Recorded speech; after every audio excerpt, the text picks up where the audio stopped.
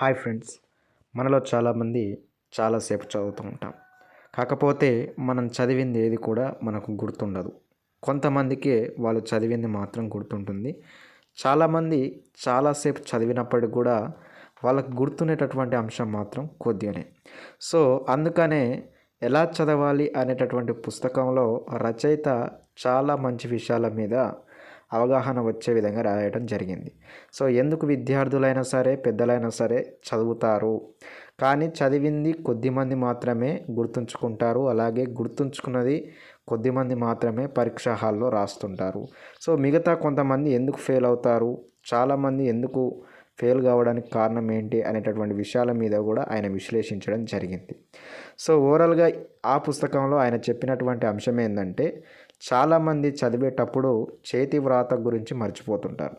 కేవలం కళ్ళతో మాత్రమే చదవటం మనసును ఏదో టెన్షన్లో ఉన్నట్టుగా ఉంచడం అనేది చేస్తుంటారని చెప్పడం జరిగింది. ఎప్పుడైతే మీ మనస్సు మీ యొక్క ఏకాగ్రత ఒక్క విధంగా ఉండాలంటే తప్పనిసరిగా మీరు చదివేటప్పుడు రాస్తూ చదవాలని ఆయన చెప్పడం జరిగింది. సో ఆ పుస్తకంలో ఆయన ఇచ్చినటువంటి ముఖ్యమైనటువంటి ఆ యొక్క ఫార్ములా అయితే ఇదే ఫ్రెండ్స్. ఎవరైనా సరే విద్యార్థి చదివేటప్పుడు రాస్తూ చదవటం వల్ల తప్పనిసరిగా ఫలితాలు ఉంటాయి, 100% గుర్తుపెట్టుకుంటాడని చెప్పడం జరిగింది. సో ఇక్కడ చూడండి, విద్యార్థి ఎల్లప్పుడూ చదువుట మరియు వ్రాయుట అనే పద్ధతిని అవలంబించాలి. తద్వారా నిద్ర రాకుండా చేసుకోవచ్చు.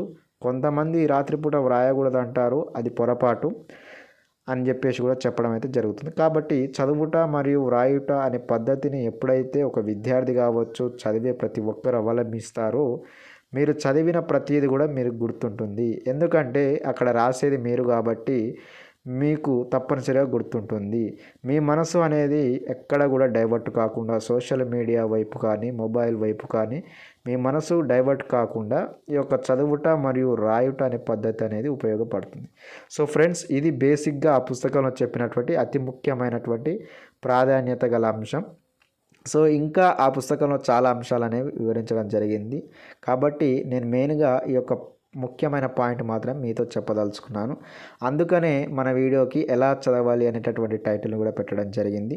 కాబట్టి మీరు చదివేటప్పుడు రాస్తూ చదవండి, తప్పనిసరిగా ఫలితాలు ఉంటాయి. ఈ వీడియో కనుక నచ్చితే లైక్ చేయండి, షేర్ చేయండి. Thank you so much.